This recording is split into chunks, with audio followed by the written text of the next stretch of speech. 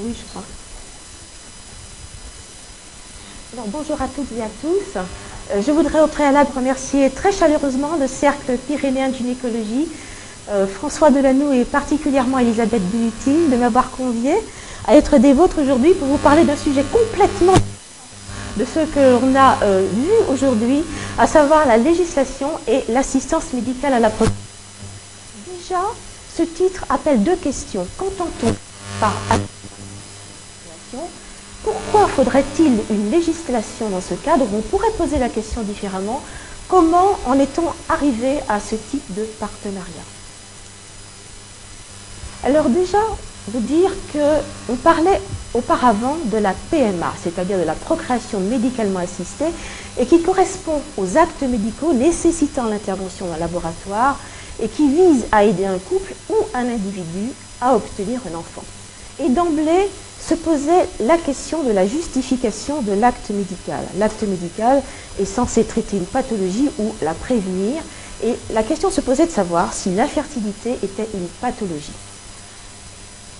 On n'a pas vraiment répondu à cette question, on parle plutôt de handicap, mais pour pouvoir contourner la question, on a fait appel au préambule à la Constitution de l'OMS de 1946 qui dit que la santé est un état de complet bien-être physique, mental et social et ne consiste pas seulement en une absence de maladie ou d'infirmité.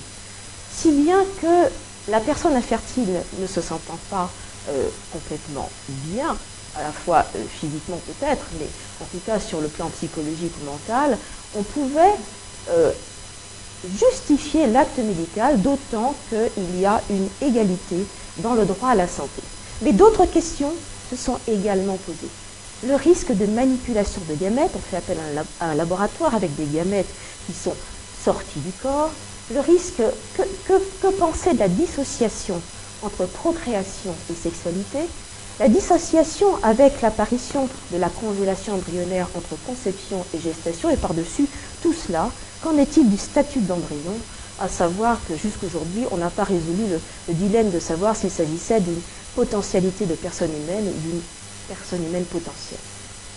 Donc, toutes ces questions ont suscité de nombreuses discussions éthiques sur le recours aux sciences biologiques dans le contexte de l'aide à la procréation, et c'est pour cela qu'on a changé le vocable et qu'on parle aujourd'hui d'assistance médicale à la procréation, c'est-à-dire l'AMP. Alors, qu'est-ce que l'AMP? J'ai repris la définition de la loi bioéthique de 2011 en France. L'assistance médicale à la procréation s'entend des pratiques cliniques, biologiques, permettant la conception in vitro, la conservation des gamètes, des tissus germinaux et des embryons, le transfert d'embryons et l'insémination artificielle. Mais certains pays n'incluent pas l'insémination dans le cadre de l'AMP au motif qu'il s'agit d'une fécondation in vivo. Alors je vous ai parlé de discussions éthiques, mais qu'est-ce que l'éthique? Il y a de nombreuses définitions dans la littérature, et en fait j'ai pris la plus simple, ce sont les réflexions sur les comportements à adopter pour rendre le monde humainement habitable dans l'optique d'un idéal de société et de conduite de l'existence. C'est-à-dire que c'est le questionnement de notre attitude face à nous-mêmes, aux autres et au monde. C'est-à-dire que l'on va réfléchir entre ce qui est bon pour l'homme et mauvais pour l'homme, alors que dans la morale, on réfléchit au bien et au mal, dans le droit au légal et à l'illégal, et la déontologie correspond au respect et à la protection de la vie de la personne. Alors l'éthique a des fondements sur une décision dite rationnelle prise à partir d'un libre dialogue entre individus conscients des savoirs et des cultures. C'est-à-dire qu'on va examiner la posture de l'homme face à son environnement, sa posture face au progrès scientifique avec une certaine ambivalence entre fascination et inquiétude, c'est-à-dire qu'on se pose la question de savoir jusqu'où on peut aller dans les technosciences. Faut-il freiner ou doit-on freiner l'évolution de la science? Donc on se rend compte que l'éthique est indissociable du progrès scientifique grâce auquel elle a acquis une visibilité, et l'on a commencé à parler à ce moment-là de bioéthique. Comme le temps imparti est assez bref, je vais sauter un certain nombre de lignes pour dire qu'en France, à partir de là, on a créé le Comité consultatif national d'éthique en 1983. 4 principes dirige la bioéthique? Le principe de bienfaisance, c'est la protection de la personne fragile, de non-malfaisance, d'abord ne pas nuire, d'autonomie, respect de la volonté du malade, et de justice. Alors ces principes sont parfois antinomiques. Je prends toujours l'exemple du SDF par -30 à l'extérieur, qui, dans le cadre du principe de bienfaisance qu'on voudrait mettre dans un centre de protection, et qui n'est pas d'accord pour cela. Doit-on répondre au principe de bienfaisance ou au principe d'autonomie? Je vous laisse la question. Le mode de fonctionnement est une approche déductive concertée, c'est-à-dire que on va réfléchir en fonction de la culture d'une société, de sa morale, de sa philosophie, de sa religion, bref, du socle moral qui fait système. Et cette approche va se faire avec des discussions qui doivent être argumentées, mais ce qu'il faut retenir, c'est que ça doit rester pluridisciplinaire. J'ai pris un certain nombre de citations, mais celle la plus parlante me semble celle du Mahatma Gandhi, qui dit: ce que vous faites pour moi, sans moi, vous le faites contre moi. Donc, pensez à ces avis qui doivent être pluridisciplinaires. Mais comment rendre la vie bioéthique pérenne? Et c'est le droit. Le droit représente un moyen sûr de garantir un certain nombre de valeurs fondamentales que l'éthique va mettre en avant, mais l'éthique va remplir par rapport au droit une fonction qui vise à évaluer d'une part la justice, mais aussi la justesse des règles de droit qu'il énonce. Si bien qu'on se retrouve dans un système assez écartelé entre la bioéthique, qui est une approche réflexive évolutive par définition, et les règles de droit qui sont figées et intangibles. Et pour pouvoir résoudre ce paradoxe, on est arrivé à quelque chose qui paraissait invraisemblable il y a quelque temps, c'est-à-dire le législatif temporaire, et c'est pour cela que les lois bioéthiques sont révisables. Alors très rapidement, un historique de l'AMP pour vous dire que la gestation pour autrui existait déjà depuis l'Antiquité. En fait, c'était une maternité de substitution. Dès que la première insémination intraconjugale a eu lieu au XVIIIe siècle, apparition ensuite des inséminations avec sperme de donneur, de la fécondation in vitro, du don d'ovocytes, de l'accueil d'embryons, etc. Et que la chronologie en matière de législation bioéthique est plus récente. Et si on se base uniquement sur la France, on voit que la première dans ce cadre, sur les règles sur l'expérimentation de médicaments sur l'être humain, puis le rapport Lenoir en 91 sur l'éthique biomédicale à la française, et les premières lois bioéthiques en 94, révisées en 2004, puis en 2011. Alors, au niveau de l'Europe, où en est-on? 28 avec des pays qui ont le statut de candidat. Le droit de la biomédecine est apparu dans la plupart de ces pays européens. Je vous ai mis en vert seulement les pays qui ont un cadre législatif depuis 2004, donc c'est assez récent. Certains n'ont que des guidelines comme la Croatie ou l'Irlande. Ces lois sont d'autant plus restrictives que l'on se situe en Europe du Sud. Par exemple, en Italie, il y avait, parce qu'il y a une évolution qui est en cours, interdiction du don de gamètes et de la cryoconservation de la recherche sur l'embryon, alors que si l'on va vers l'Europe du Nord, les lois sont moins contraignantes et privilégient les avis des comités d'éthique. Le fait qu'il existe un encadrement par la loi impacte la prise en charge par les systèmes de santé, c'est-à-dire quand il existe une loi, il y a très souvent la possibilité de prise en charge par les systèmes de santé nationaux des explorations des causes d'infertilité, et pour certains pays, il peut y avoir la prise en charge de la totalité des traitements. Il faut retenir surtout que c'est le principe de subsidiarité qui prévaut en Europe, à savoir que le champ de la biomédecine et de son intégration dans le droit relève de la compétence des États membres. Dans certains pays, avec l'existence des lois, il a été mis en place un système répressif avec des visites de contrôle, et en l'absence de respect de la loi, il peut y avoir suppression des agréments ou des autorisations. C'est le cas en particulier de l'Allemagne. Je suis allée trop loin, c'est pas ce qu'il fallait faire. Voilà. C'est le cas de l'Allemagne, de la France, de la Grèce et de l'Italie, par exemple. Qui a recours? Quels sont les pays qui ont le plus recours à l'AMP? Les taux les plus élevés, on les retrouve au Danemark et en Finlande. La France fait partie des taux moyens, et les taux les plus bas sont retrouvés au Royaume-Uni. On distingue deux catégories de pays. Ceux pour lesquels l'accès à l'AMP est subordonné au diagnostic médical d'une infertilité et réservé aux couples en âge de procréer. C'est le cas en particulier de la France, et près de nous, de l'Italie, de la Suisse et du Portugal. Et ces traitements sont souvent pris en charge par le système d'assurance sociale du pays. Et puis, des pays pour lesquels l'accès à l'AMP relève d'un choix personnel ou d'un droit. C'est-à-dire que ce pays réfléchit dans le cadre du principe de non-discrimination. Dans ces conditions-là, les conditions d'âge ne sont pas forcément systématiques et il peut y avoir un prolongement vers l'homoparentalité ou vers l'AMP post-mortem. Donc on va regarder rapidement ces trois derniers points. 10 pays ont fixé dans leur loi l'âge maximum du recours à l'AMP. C'est le cas de la Grèce et de l'Estonie jusqu'à 50 ans, le Danemark 45 ans, le Luxembourg 43 ans. Et d'autres pays, au nombre de 7, n'ont pas précisé l'âge limite de possibilité de prise en charge et se cantonnent à l'âge naturel de la reproduction. Et c'est le cadre de l'Allemagne, de l'Espagne et de la France. Et puis certains pays n'ont pas donné de limite d'âge, c'est le cas de l'Italie. Le prolongement vers l'homoparentalité, souvent on reconnaît la possibilité d'AMP aux couples homosexuels lorsqu'il y a eu reconnaissance juridique du lien entre les membres du couple. Mais ce n'est pas le cas de la France. Et les pays qui ouvrent l'accès à l'AMP aux célibataires ou aux homosexuels proches de nous sont la Grèce, l'Espagne, la Belgique, les Pays-Bas, le Royaume-Uni, par exemple. Pour l'AMP post-mortem, certains pays l'interdisent, c'est le cas de la France, d'autres l'autorisent, et je vous ai mis en vert ceux qui demandent des conditions préalables. C'est le cas du Royaume-Uni, où il faut l'accord préalable du vivant du conjoint, et c'est également le cas de l'Espagne, où il faut que le conjoint ne soit pas décédé depuis plus de 6 mois.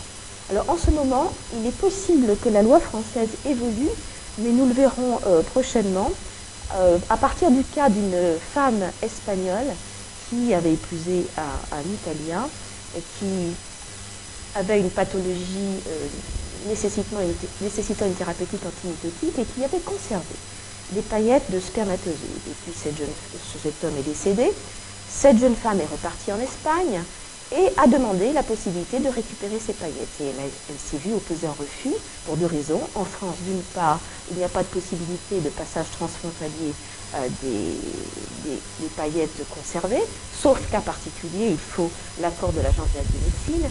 Et en plus, en France, il n'est pas autorisé la possibilité de faire une AMP post-mortem. Donc, comme elle habite l'Espagne, elle a fait un référé, elle a été débutée, et là, elle a fait appel à la section contentieuse de la Cour de cassation. C'est la section qui fait jurisprudence et qui débat en ce moment pour savoir s'il va accorder ou non. Et dans ce cadre-là, si cela fait jurisprudence, ça va peut-être relancer le débat en France sur l'AMP post-mortem. L'AMP avec tiers donneur, je vais aller un petit peu vite. Il y a des pays qui interdisent totalement le recours aux dons de gamètes de tiers donneur. Alors j'ai mis l'Italie entre parenthèses, ou en italique, parce que les choses sont en train de se modifier. En effet, des médecins italiens ont fait appel au niveau de la Cour européenne au motif qu'il n'y avait pas, c'était discriminatoire de ne pas pouvoir accès à toutes les possibilités d'AMP. Et ces médecins ont gagné au niveau de la Cour européenne, si bien qu'on a déclaré la loi italienne anticonstitutionnelle, et à l'heure actuelle, il y a des débats pour pouvoir réintégrer un certain nombre de techniques dans cette loi italienne.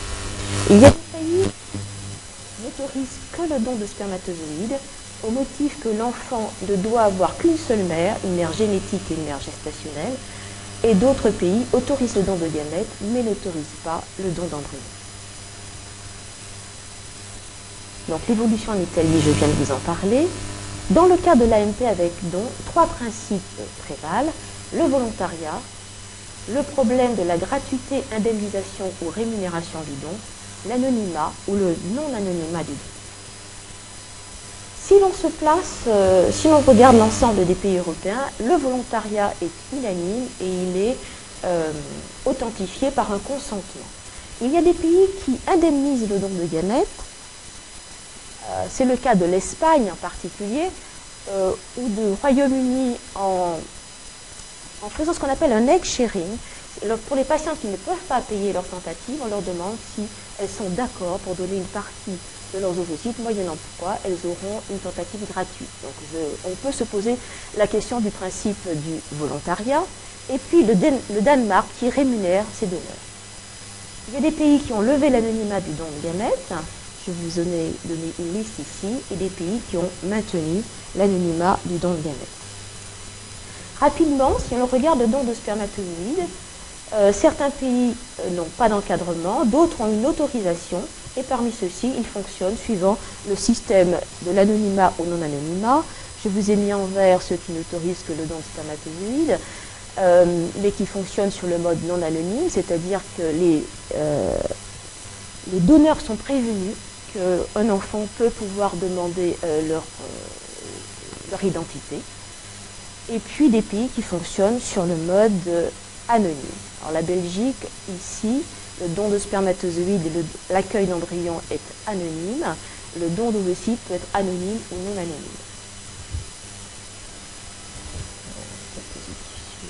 Dans le cas du don d'ovocytes, certains pays interdisent le don d'ovocytes. C'est le cas de l'Allemagne, de l'Autriche, de la Suisse en particulier, et de l'Italie, donc avec une évolution à l'heure actuelle, puisque des cliniques italiennes et espagnoles sont déjà venues s'installer sur le territoire italien pour recommencer le don d'ovocytes.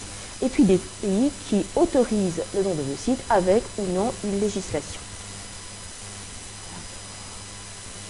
Alors, je voudrais attirer votre attention sur la loi de 1994 qui a introduit deux articles particuliers et qui nous concernent plus spécifiquement, à savoir qu'il faut promouvoir l'information concernant l'existence du don d'ovocytes en France et les médecins gynécologues doivent informer régulièrement leurs patients sur le don d'ovocytes et les médecins traitants doivent informer régulièrement leurs patients sur le don de gamètes.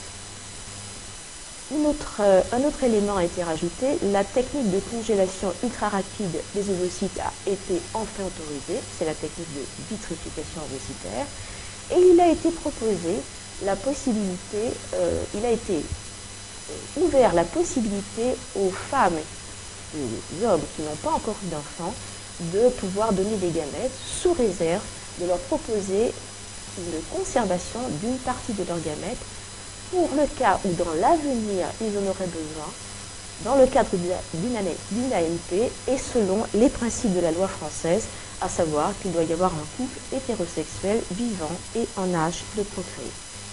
Alors cette proposition ne pouvait pas être applicable jusqu'en octobre dernier, où est sorti le décret d'application de cette proposition, et en décembre est sorti l'arrêté fixant les règles de répartition. Très rapidement, vous dire qu'une donneuse qui donnerait 5 ovocytes, tous les ovocytes vont vers le don. De 5 à 10, la moitié, une partie pour le don, une partie pour elle-même. Et au-delà de 10, c'est moitié et moitié avec prévalence pour le don. Les modes d'exercice en Europe sont relativement similaires avec la synchronisation préférentielle entre les donneurs et les receveurs. Il y a des banques d'ovocytes, mais cela fonctionne moins bien à l'heure actuelle quand même que la synchronisation. Les donneuses doivent avoir signé un consentement. Comme je vous l'ai dit tout à l'heure, le don doit être gratuit, mais certains pays donnent une indemnité compensatoire, voire, comme on l'a vu au Danemark, paient leurs donneurs. Certains fonctionnent sur le mode anonyme, d'autres non anonymes, mais ce qu'il faut retenir, c'est qu'en aucun cas, la connaissance de son origine génétique n'est imposée à l'enfant. Et dans certains pays, il y a la possibilité d'accéder à des informations non identifiantes en cas de nécessité thérapeutique pour l'enfant, et c'est le cas de la France ou de l'Espagne. Donc on voit qu'en fonction de ces différents modes de fonctionnement, certains patients vont aller dans différents pays en fonction de ce qui leur convient le mieux. Alors cette diapositive, je remercie Oriol Cole de la clinique Eugine de me l'avoir prêtée. Et on voit que les patients vont essentiellement en Espagne, en Grèce, en Tchéquie. Sauf les patients d'Afrique du Nord qui viennent en France.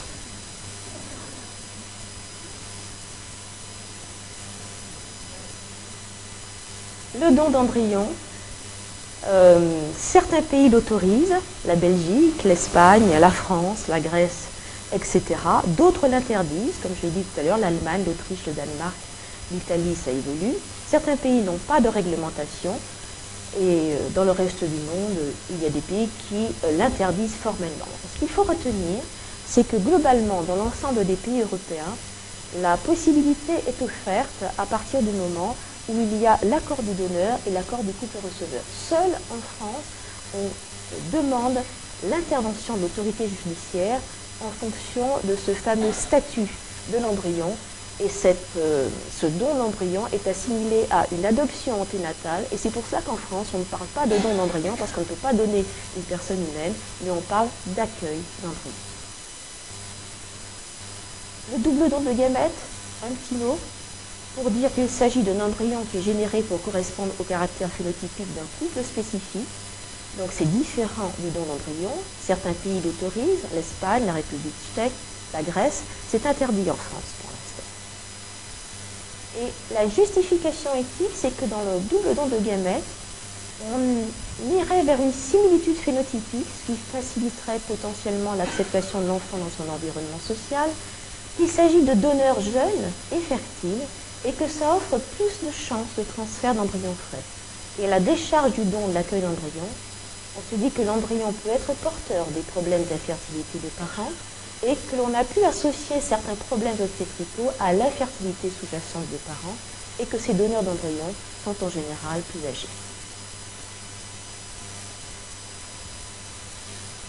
La gestation pour le compte d'autrui. Certains pays l'interdisent, c'est le cas de la France. Elle est même criminalisée dans certains États des États-Unis. Elle est tolérée sans loi particulière, mais avec un cadre éthique dans d'autres pays, comme les Pays-Bas, la Belgique, la Finlande. Et elle est encadrée par des textes dans un certain nombre de pays. Je vais y venir sur la diapositive suivante, ce qui a nécessité un aménagement du droit civil qui définit les conditions de protection et d'indemnisation de la mère porteuse et qui réglemente l'établissement de la filiation. Alors, différents pays ont donc une législation, le Royaume-Uni, le Danemark, qui est assez fascinant d'ailleurs. On voit que la mère porteuse n'est pas tenue de donner l'enfant, ni les commanditaires de l'accepter. Voilà. La Grèce, où il y a un dédommagement mais pas de rémunération de la mère porteuse. En Hongrie, les parties doivent être de la même famille. En Géorgie, les couples qui demandent, les commanditaires doivent être mariés. La femme ne doit pas avoir d'utérus. La mère porteuse doit avoir déjà procréé et ne peut être la mère génétique. C'est-à-dire qu'il doit s'agir d'un don d'ovocytes associé. Alors qu'en est-il en France rapidement? Je ne peux pas revenir sur tout, mais la Cour de cassation avait approuvé le refus de transcription sur les registres de l'état civil français des enfants nés de mères porteuses au motif que le corps humain est indisponible et que l'état des personnes est indisponible. Mais il y a eu depuis d'autres sources de droit, en 2013, qui régule en France l'état civil des enfants nés d'une mère porteuse à l'étranger par la délivrance d'un certificat de nationalité français. Et le Conseil d'État, en 2014, a avalisé la circulaire Taubira. Il y avait déjà des textes sur la possession à ce moment-là, à savoir que la possession d'État constitue une présomption légale qui permet d'établir la filiation d'une personne. Donc ceci associé à cela, en général, maintenant, les enfants peuvent avoir un certificat de nationalité française. Et la première chambre civile de la Cour de cassation en 2013 a fait un arrêt qui dit bien qu'il n'y aura pas de condamnation pour fraude à la loi dans le domaine de la gestation pour autrui. Qu'en est-il du droit communautaire? Pratiquement terminé. L'Union européenne s'est engagée à une démarche éthique pour permettre aux décideurs publics de mieux mesurer l'impact des biotechnologies sur la société et prévenir les dérives possibles. Et dans ce cadre-là, le Conseil de l'Europe a demandé la création de comités d'éthique nationaux. Nous, on en avait un en France depuis 1983. Et un comité d'éthique a été fait au niveau de la Commission européenne. Et le but serait d'esquisser un droit européen de la bioéthique. Ce qui veut dire que si on a l'esquisse, à l'heure actuelle, on n'a pas d'encadrement juridique communautaire de la biomédecine, mais on a une charte communautaire des droits fondamentaux avec des directives relatives à la santé publique. Alors, la directive la plus connue, c'est la directive de 2004, de mars 2004, sur le don et l'utilisation des tissus et cellules humains.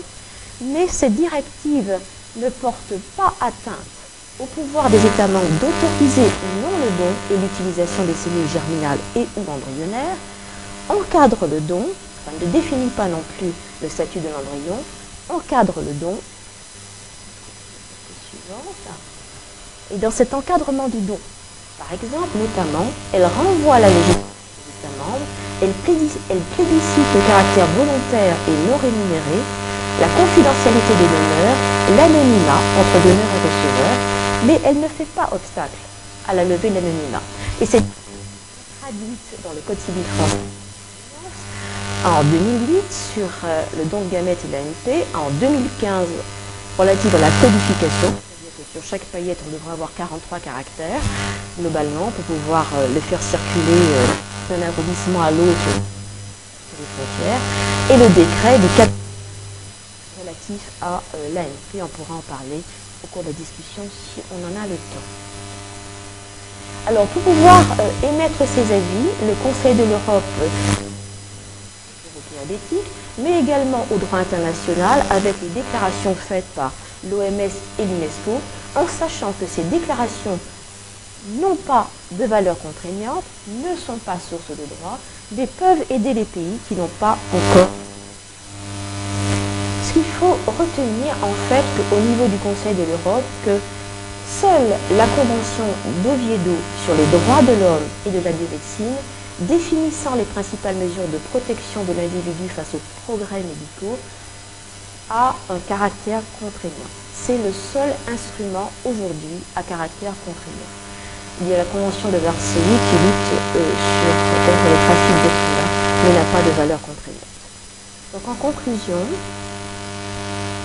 je dirais qu'il y a de nouveaux enjeux européens qui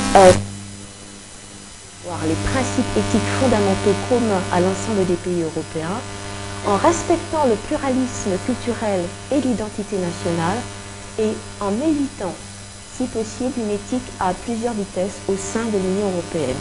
Donc pour l'instant, nous avons la Convention bioéthique du Conseil de l'Europe, qui est le seul instrument juridique, mais il est nécessaire aujourd'hui d'y adjoindre des protocoles additionnels pour pouvoir se permettre de s'adapter aux progrès scientifiques.